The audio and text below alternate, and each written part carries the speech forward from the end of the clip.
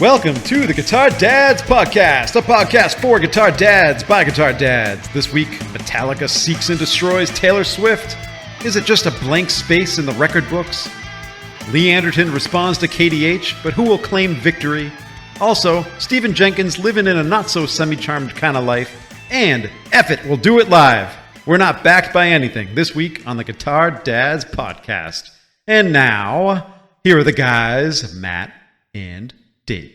Ha ha ha! Hello, everybody. I'm Matt. And I'm Dave, and I'm sitting here with a guy who just likes the fake laugh. That was an intentionally fake laugh this week. For you, Dave. Just for you. Well, hey, I'll take it any day I can get it. Any day you can Welcome get to the pod, everybody. Welcome.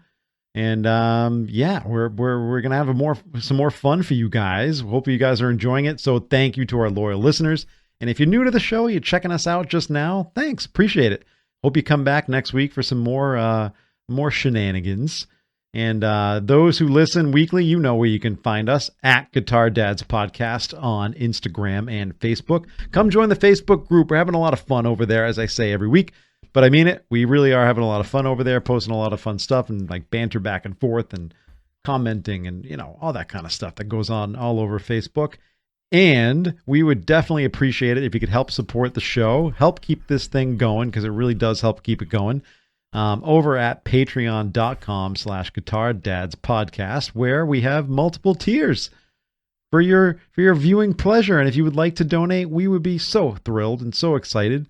And those of you that are patrons, thank you so much for your support. And now that we got everything kind of out there, I think we can move on. Did I miss anything? No, I think you get it all, Dave. Yeah, the patron, if you're so inclined, go and help us out. It really helps us keep this show going, keep this show on the road. And yeah, but we're alone this week, Dave. We had a couple of great weeks of great interviews with some very cool gear builders, Copper Sound, very cool pedals, and Doug Cower from Cower Guitars. So very cool. And I'll tell you what, man, I'm gassed up for the Cower Guitars now after talking to Doug last week. Oh yeah, you should be. And we're gassed up for Copper Sound pedals too, because we've been checking. You finally got those in your hands a few weeks ago, and you've been checking those out. Yeah. I got those in my hand and I'm loving them.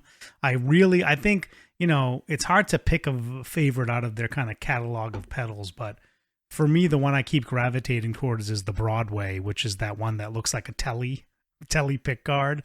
So I got to get in touch with the guys over there and get myself a Sparkle. Get Alex on the horn. Yeah, get Alex on board with the Sparkle. I wonder if he would. I think maybe he'd consider doing that, because you can get a custom enclosures. You know? Yeah, he's got to make me a custom Broadway red Sparkle. I'm in. Oh, red or maybe sparkles, it's purple. Now Doug Cower got me excited about the purple Sparkle. Maybe it's a purple Sparkle telly, Dave. So you and I, and of course, and Philip, of course, on the 40 Watt pod, got into a discussion a few weeks ago about Sparkle guitars, and I think I'm in the minority, because I'm just not a Sparkle guy. Now, a lot of people are not Sparkle people. Yeah, I know, but a lot of people are. But with that purple, what was it? The Banshee? I forget what was. Yeah, it was a Banshee. Yeah, it was a Banshee. Yeah. That I can get behind. Yeah, it's really cool. I mean, because some people think it looks like a bass boat. You know what I mean? And I'm like, well, I think bass boats look cool. Sorry to say, I think they do. You know, yeah. I mean, I think the Sparkle is the way to go. I love it. I love any kind of Sparkle. You know, the other thing that's cool about Sparkles is like what the Fender Custom Shop does and Novo does, where they can give you like actually, I think Novo won't do an under finish of Sparkle anymore. I don't think they'll do that. But you see these guitars with the under, like, there's like a worn down finish, and under it is Sparkle. That, to me, that's super cool too.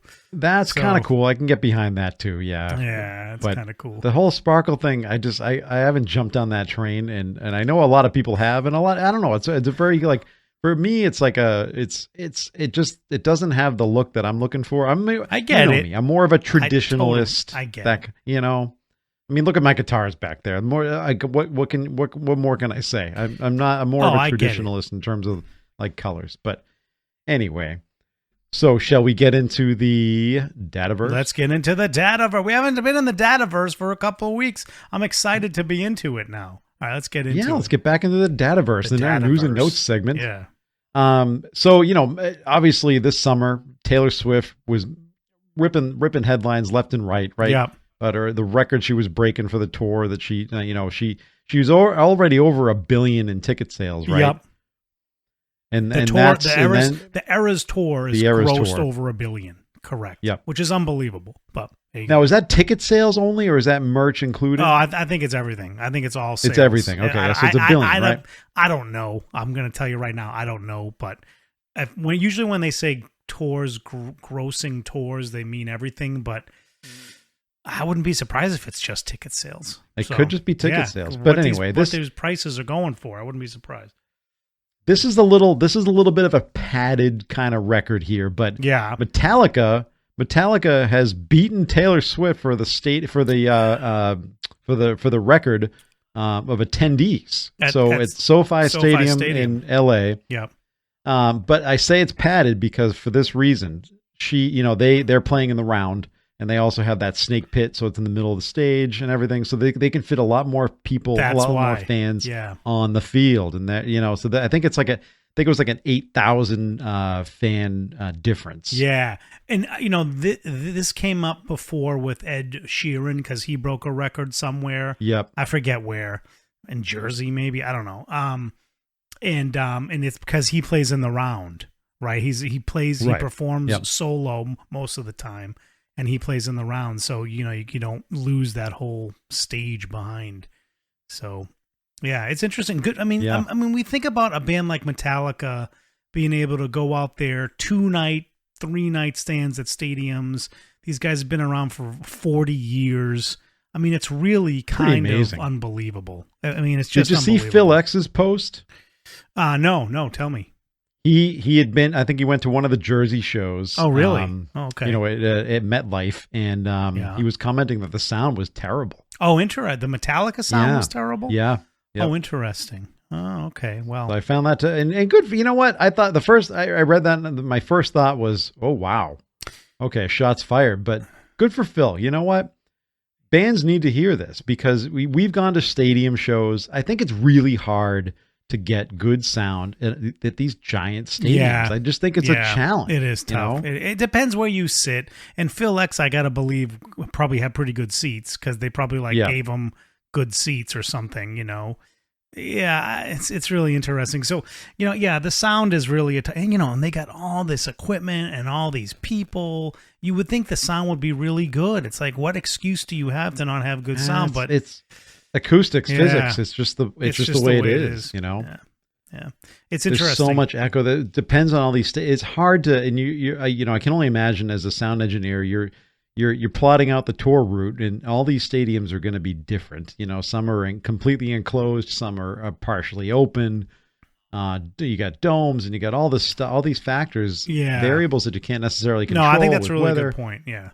I think it's hard. So I don't necessarily I don't knock bands for sounding terrible, but in a way it's like when you sound that bad, that's where I have a problem. But especially when you go to the best sound people in the world, right? You have the best people at your disposal, the most cutting edge, best equipment in the world at your disposal. It's like money is it's almost like these acts go to these sound people and say, money is no object, make us sound the best we can sound. You think they'd be able to pull that off in a reasonable way. And maybe that's the best they could sound with the type of stage they had going. I mean, it was a very cool concept. Yeah. I like it, but it impacted the sound so negatively. Yeah. And that's really a shame because the tour's been killing it. It's a damn shame. But you got to hand it to the guys 40 years later doing shows like this. We've talked about this before on the pod, how they're doing 2-night stands and completely different sets. Insane. Each night. I mean, this is unbelievable. I mean, this is amazing. We've talked about James Hetfield, Papa Het, how he's still got the voice. He's doing it. I have heard some shade thrown on Lars in this tour. There was one specific thing I saw where somebody posted a comparison of video Metallica released of a live clip of one of the new songs. Well, I don't know. Actually, no. I think it was an older song. It was a song off like Ride the Lightning where there's a lot of double bass kicks, I think is what it was. And somebody posted a video that Metallica had released from, supposedly a live video, and then they posted, well, this is actually what was happening at the show, and like the double bass kicks were just totally off, right? Like the supposed real version from the show. So Lars was getting beat up in the comments on that, but it's like, if you listen to some of the drumming, it's kind of ridiculous. So it's like, can you really realistically expect them to do that night in and night out and do stuff that he did close to 40 years ago too? It's a great point. Yeah. And I was scrolling through Instagram before we started recording, and I came across one of their latest posts, and just watching Lars go, and I'm thinking, how old is Lars now? They're all in their 60s, right? Yeah, like 60. So, yeah. Or at least they're close to it. If no, it's definitely over 60. Yeah, they're right? they're in their 60s for sure. Yeah. So, I'm thinking like Lars, geez, and the beats that guy is putting down. I mean, he's still at his good. age. He's not like friggin' Charlie Watts over there. That's not. Yeah. He was a killer drummer too, but what the obviously Stones versus Metallica and the type of music you're playing and what he has to do night in, night out. Lars, it's pretty insane. It says here Lars is 59. He's only 59. Yeah, he must have been like that's right. He's the baby of the group. Yeah. Yeah. Yeah. Anyway, he must have joined really young. Anyway, but Lars is also one of those metal drummers that everybody kind of loves to throw shade on and give him a hard time and say that was never good. And I'm like, was never good? Like, are you listening to the, like, do you listen to the music? Like, what are you talking about? He was never good. Like, it's ridiculous, now, in my opinion. I have spoken to some drummers, and I'll tell you, they comment about his technical skills. And some of these guys are the guys that like they really enjoy. They're the real like metal thrash kind of guys, Yeah. Which is very technical. And say what you want about the music, but the drumming is the music. It's insane. The musicianship is just insane. And people give Lars a little bit of, a little flack because he's not as technically sound as some of these other guys. But you know what? It's Metallica. F you. Yeah. It's Metallica, man. Dude. Yeah. And people throw a lot of shade at Kirk Hammett too. They say he's not good either. They say he hasn't written a good solo since the Black Album, which actually might be true. But oh, come on, man. You know what? I'm gonna get blasted in the comments for this. Okay. But go. You know what? I mean, people give you a hard time for saying this, but go listen to Load and Reload. Okay, those are two really good. Okay, albums. no, there are some good solos on that. I think that's a great point. So, okay. Anyway, let's move on from Metallica. But Metallica, shout out to them. Love them. Shout out to them. All right. Anyway, so did you see this? Did you see this viral video that was going around the interwebs, the guitar interwebs of Stephen Jenkins, of course, of Third Eye Blind fame? Yes. And as we did our Whatever Happened to Third Eye Blind. I don't remember what episode it was, but go back and listen. He is pretty much Third Eye Blind. There's no other original members as the band. That's but anyway, right. He was caught in an airport. Speaking to a so-called fan who was videoing the whole thing, asking for his autograph. And Jenkins, rightfully or wrongfully so, basically said, he called him out. Are you really a fan? Name a song.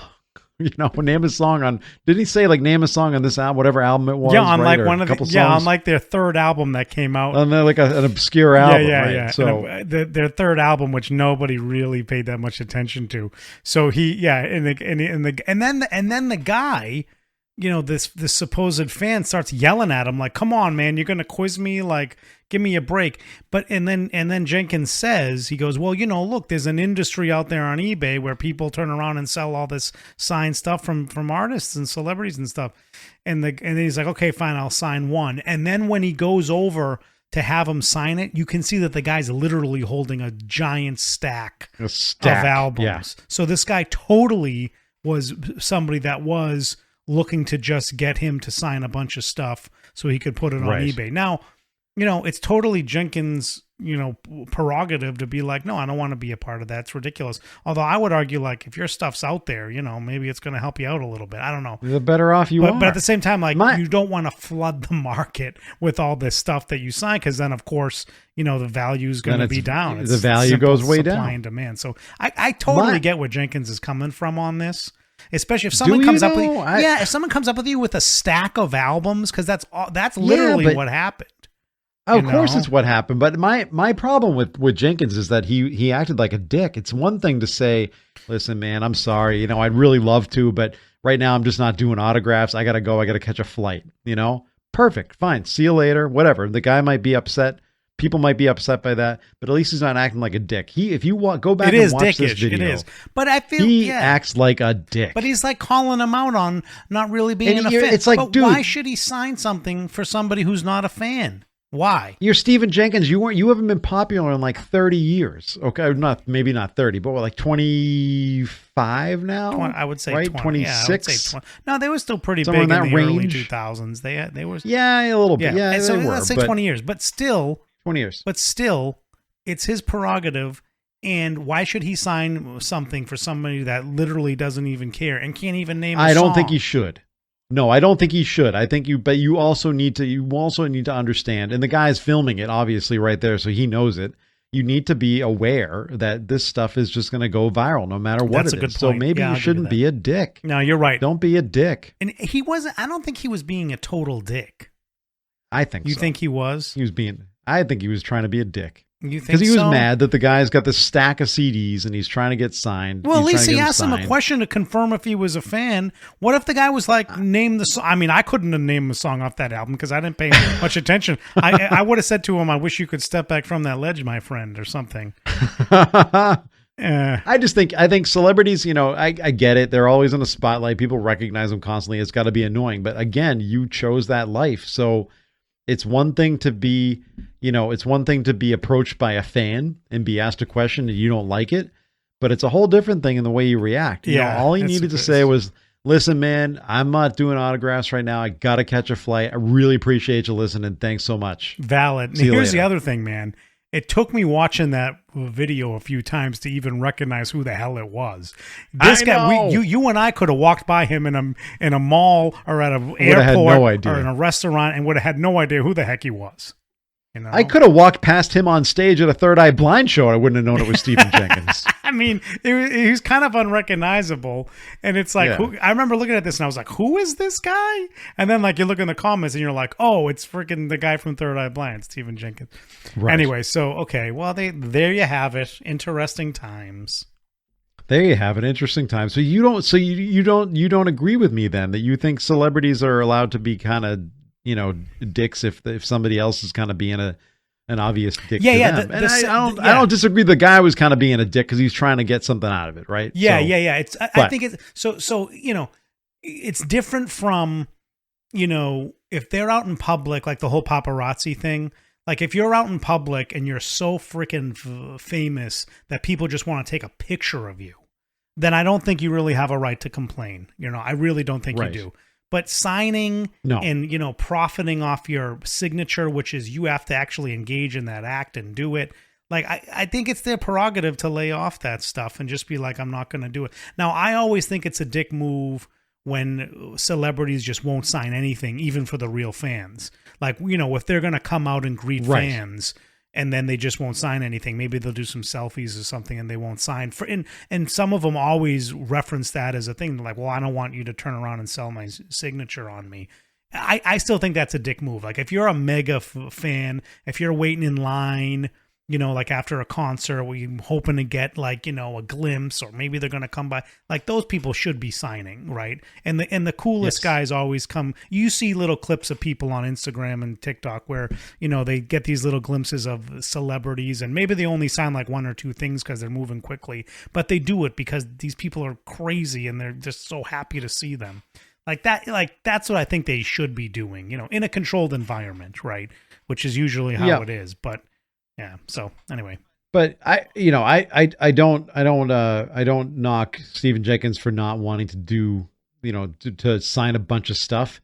But if the real fans are showing up and you do recognize that it is a real fan, you got to understand, and I'm saying this to these celebrities and to these artists, like, you got to understand, you are also a fan of other artists. So if you are starstruck when you walk through an airport because you see somebody that you've looked up to, you would hope that they would treat you with respect too. Here's my airport story, and we have to get him on the podcast. Jude Gold from the No Guitar Is Safe podcast. If you haven't listened to the No Guitar Is Safe podcast, I'm going to plug it right now. You should definitely go on it. And Dave, we're going to put this on Instagram and tag Jude in this. Yes. But I recognized him. He was on tour with Jefferson Starship. He plays guitar for them. I was in Chicago, and I just noticed these guys because I noticed the gear cases. And I'm like, what? This is a band. And I'm looking, it's a bunch of old guys and then this younger guy. And I'm like, who? I'm like, oh my God, this is Jefferson Starship, and that's Jude Gold. So when I went over and talked to him, we had a great time. He gave me a pick that says No Guitar Is Safe, or Jefferson Starship pick. He gave me something. I have it around here somewhere. Anyway, it was a really cool, it was a moment, and he was very cool because I went up to them and I'm like, you guys are Jefferson Starship and you're Jude. I love your podcast. Anyway, it was a cool it was a cool moment. And he was and very if you listen cool. to the podcast, it turns out every guitar actually is safe, so don't be concerned. It's all right. They don't smash guitars on the podcast. So. Jude does a pod. Anyway. If you don't know his pod, Jude does a pod where he's an amazing guitar player. Like I said, he plays with Jefferson Starship. He's an editor at Guitar Player magazine, that whole franchise of magazines. And he goes and interviews guitar players, but he does it in person, and they play guitar together. It's a great, if you haven't listened to it, it's cool. Even if you don't know who the artist is that he's interviewing, it's always an awesome guitar hang that he does with everybody. So I would recommend it. But I had to talk about that because I ran into him in an airport and he was incredibly cool. Yeah, very, very cool. So very anyway. cool. All right, Dave. Go check out the pod. Yeah. Oh, what time is it? Oh, it is time for the dad joke segment. Oh, it is it? Okay. Oh, we're bringing the dad joke segment back. I thought we did. You've been listening to this pod for a long time. For the longest time, it was obvious that we would have a dad joke segment, and we never did. And we started doing this now, except in the last couple of weeks with the interviews. We haven't, but... So we're going to bring back the dad joke segment this week. Hey, Matt, my boss asked me to make a business presentation, and I said I should start with a joke. Yeah. So I put my pay stub on the first slide. Oh.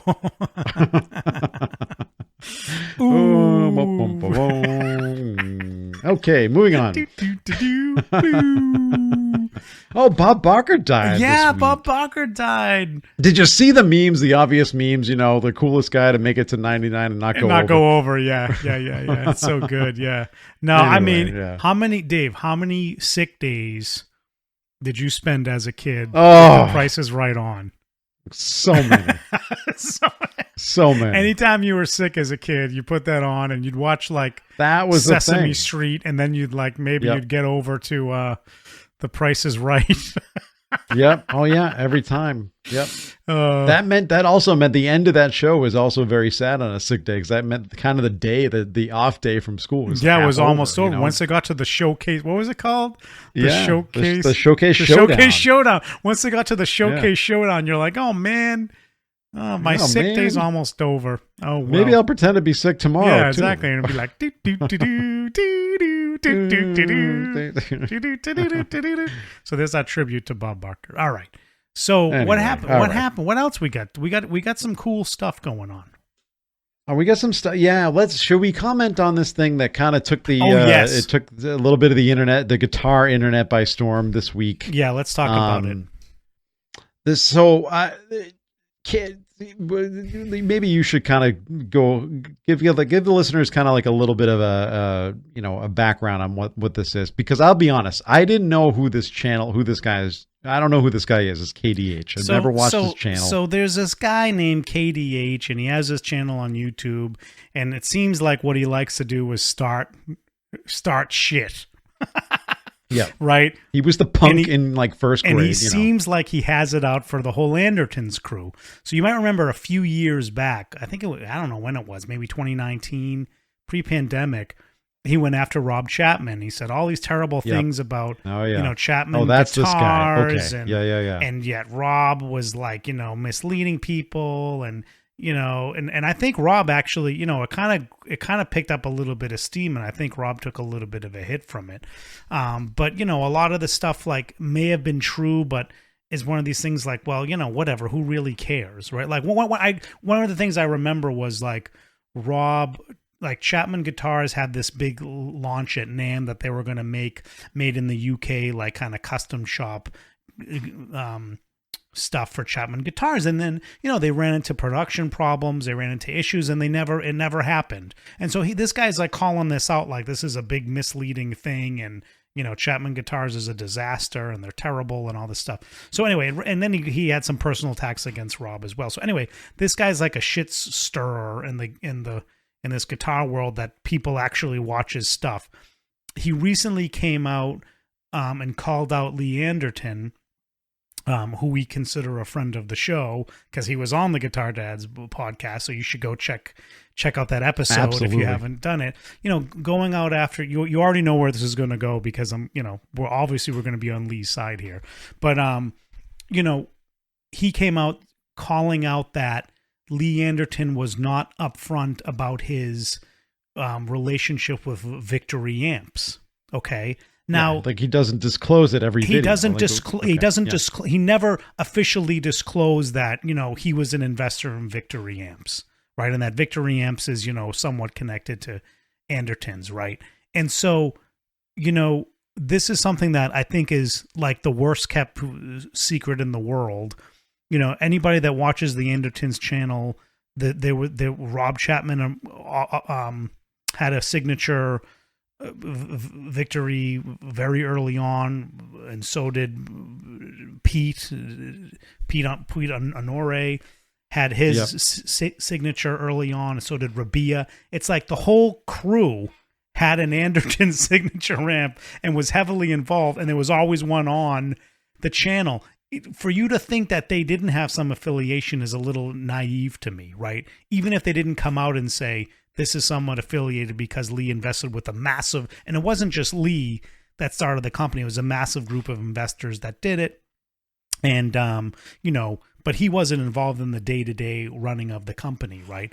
So, he's calling this out like this is a big deal and that this is a big misleading thing and we've all been hoodwinked and Lee's the worst guy in the world. Lee, being the upfront guy that he is, came out and told the whole story about what actually was going on. Yeah. And he didn't apologize. He just said, this is the deal. I wasn't hiding it. Yes, I might not have come out and said specifically. Nor should he apologize. Yes, I didn't come out and specifically say that I was an investor in it, but, that's not necessarily something that he needs to come out and say at the same time, right? Right. You don't need to know every single, investment that a YouTuber or a company makes. You don't, No, and in fact, on YouTube, you don't, I think the rules are in terms of disclosure is like if you're sponsored by a product that you're using rules, on the Dave. video. There's no rules. That's all optional. There's optional. There's optional. Yeah, but I mean like the unwritten rules and what people are supposed to be doing. Yeah. That's the kind of stuff that he, I think where this but hold on, this though, guy Dave, is making a mistake. But hold on. Oh, go ahead. But hold on. I interrupted the story. That doesn't apply to Andertons because Andertons is a freaking music retailer. That's right. So if you're watching Andertons and you think they don't have a skin in the game for you to buy the thing that they're demoing, you're nuts. It's a freaking store. Let me tell you, if you're watching the Andertons videos, guess what? They're selling something to you every single week, and they do great. They do great content, and they're honest about what they're doing. They don't BS anything. It's a very to me, it's a very clean operation, if you want to call it that. I don't take anything away from what they've done. They've done an unbelievable job with their channel. And we talked to Lee, and we had Pete on. They do such a fantastic job. If you watch that channel and you think something otherwise, then I don't even know what you're thinking. And look, guys, we've met these guys in person. Well, not in person. We met them over Zoom because they're in the UK. These guys, you get what you get. We talked to them off air. you get what you get with these guys. They're not trying to pull the wool over your eyes. You're just gonna have to trust us. You might be listening to this, be like, well, that's easy for you to say. Maybe it is, but when I tell you these guys are genuine guys, it also happens to be true. It happens to be true. And I'll tell you another story. Lee told the story on his episode of Guitar Dads. Go and listen to it. The reason Pete Honore started working for Andertons is because Andertons were demoing something for, what was it, Mesa? It was the Mesa cab clone, and they did a video basically, and it showed in the video that they didn't like the thing. Yep. And it got them in trouble. They are on. It got them in trouble. They're very honest about that. That's got right. him in trouble. It got them in trouble and Pete in trouble because Pete was a demonstrator for Mesa at the time, and it got Pete essentially fired from Mesa. So Lee and Rob were so upfront about what they didn't like about this thing. It was so obvious during the shooting of this that they didn't like it, that it got them in some hot water. So to me, that's a prime example of these guys aren't trying to pull the wool over your eyes, but at the same time, they're a business and they sell stuff. This is how they pay. This is how they exist. That's how they pay their bills. Of course, they're selling you something. It's just what it is. But like Matt said, these two, they are some of the most genuine guys out there. When we mean it, and we're not just saying that, but and like Matt said, it sounds really easy for us to say, but it's really true. And if you are a fan of, if you are a subscriber to their channel and you watch their channel with any frequency, you know exactly what I'm talking about. They're not the kind of guys that come on and just like try to push a product and lie about it and BS this and. But every time you're watching that, you are essentially, being sold a product, just like you are, by the way, on any of these YouTube channels that we all love and Everybody know. It's the same exact thing. So I think it's very disingenuous for people to come on and bash Lee in the channel for, not disclosing a relationship with Victory Amps on every single video, because it's not like, now have I watched every single one of Lee's videos? No, but I can tell you, like, how many of those videos does he come out and be like, oh, so we're playing this pedal and blah, blah, blah, and we're going to play this guitar through this Victory amp, and by the way, this Victory amp is such and such and blah, blah, blah, blah, blah. How many of those videos? A lot of them. Not that. Well, not where he details an amp. Oh no, that's true. No, that where he's pushing and he's pushing. No, that's a good and point. he's pushing a Victory. No, that's amp. right. But even if he was, it's a retail operation and they're selling you gear. That's right. And here's the other thing. Well, some might argue that why is he pushing Victory and not another amp? But guess what? Maybe. But Victory amps are not the only amps that are behind them. That's my point. So that's the point. And here's the other thing. Victory amps are freaking awesome, by the way, just so everybody knows. That's the other point. Just so you know, they're awesome. But still, like, this isn't about us, kissing everybody's ass. It's us calling it like we see it, right? That's what this is about. That's right. And I think KDH, this guy should get a different hobby or a different job or something, in my opinion. So I think he gets liked. He gets views. He gets liked. Yeah. It's all about the clicks, right? And this is the kind of stuff that's unfortunately out there these days that does get clicks. It gets people like us to talk about it. As bothered as I was to put this on our show notes and talk about this tonight, I was like, well, you know what? We're going to give the guy his due, and we're going to give everybody our opinion on the whole thing. Yeah. But this is why he does this kind of stuff, because people talk about it. But anyway, we're done talking about that. I think there's other people in the gear community to go after. I don't know why this guy has it up for the Andertons crew. Maybe they fired him. Maybe he used to work for them. Maybe that he bought a guitar from them and he couldn't return it. I don't know what the heck's going on, but this guy has it out for them, and he's just got to get over it. I think it's a popular channel. It's easy. Everybody knows who Andertons is, and it's easy to kind of to name drop like that, and then you get clicks. Yeah. That's all it is. So to me it's a childish thing. But that's anyway, our sense. That's our 2 cents on this. On that. Well, speaking of not being genuine about things, so we've talked about this many times, but I thought maybe we could do a little bit of a deeper dive tonight. Because this topic seems to be heating up. The whole idea of backing tracks. And when you go to a show, you're not hearing a real live whether it's rock, pop, doesn't matter. I hate it. I hate it too. And there have been countless musicians lately who have been very vocal on social media on both sides of the argument.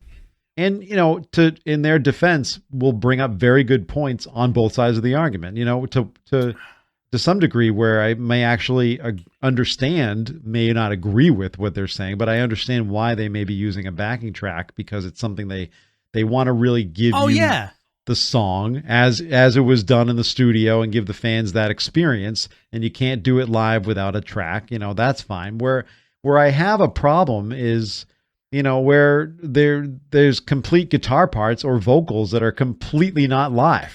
So I get if there's a weird synth thing and you don't do a synth on every song, so you don't think it makes sense to hire a synth player to come out and try to reproduce this weird stuff, and you want to run a track and do it, I think that's okay. I think when you have tracks where you're running that the musicians on stage should be able to do, I just don't think tracks should be used to cover up lack of skill of the musicians. And all too often that's happening, right? And I just don't like that. And I also think if you're doing too much of the production on stage, even if the musicians are awesome, it kind of covers up and takes away from what they're doing, where you're not getting a full sense of how great these people are because it's being covered up by all this track stuff. So that's why I personally don't like it. But, I've seen U2 a bunch of times. U2 makes great use of backing tracks to great effect for the feel and everything, but they're not doing it as a core of their sound. Of course, it's not on every song. Yeah. So I think. But do they need to? Is the question. Well, I think. Don't you want to go see a live show and see the band? I don't go see a band that I love to see them perform. A studio version. Oh, of a song. I go to see them play it live. Yeah, I agree. I think that's what we all love. Because we're rock and roll people. We like to hear rock and roll, and rock and roll is something that you could argue is a raw thing that can be produced live. That people have been producing live for a long, long time.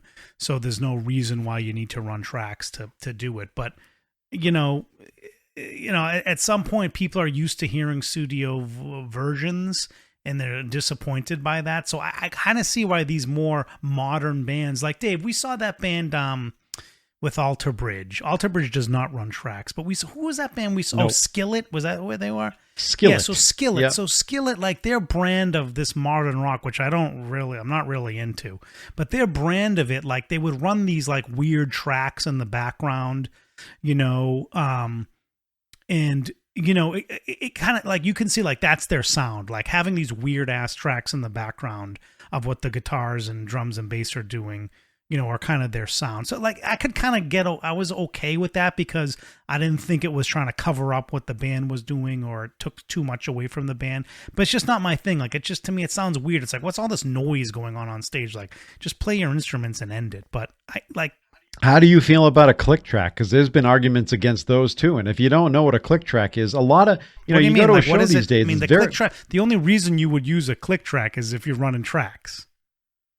Well, not necessarily, because a lot of that stuff is programmed to their lighting show and their video, and so the band needs to be on time, and it's a whole produced thing. So not necessarily playing background tracks, but if there's so many cues that come in for video and lighting, that's a lot of times why bands use that. But there's been people out there recently who have complained even about that, back in the day, those weren't used and bands were just as tight and they didn't have all this other production. Yeah, but okay, it depends on what do you consider entertainment? Because if you're going to the show to see the band play live and you want to hear music, that's great. If you also want to see the production and everything else that a band has to offer as part of the live show, then that's an unfortunate, you may consider that a cheat, but that's an unfortunate necessary evil. I don't think running a click track is actually harder for musicians to do. I've never played a live gig with a click track in my years.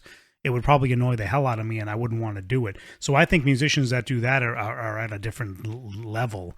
And if you're at a production where you need to sync video and lighting and stuff, and it needs to be so synced that you need a click track, to me that adds a whole layer of complexity that those players are dealing with. So I give them a lot of credit. I wouldn't take anything away. I think people don't like to play to a click track because it's not easy to do.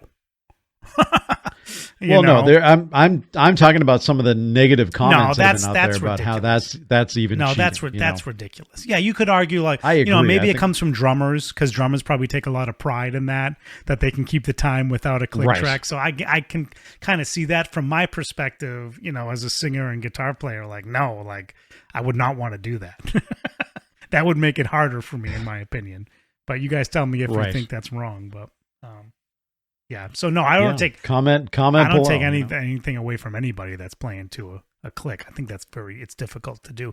It's often done in studios to be able to make sure that you're playing the same time every take, so that you can throw in different takes and the timing isn't off or anything. Although now with the fancy software we have, you don't even need to do that anymore. You can just speed up or slow down a part anytime you want. You don't need to do that anymore. But sometimes they do it in studios still. So.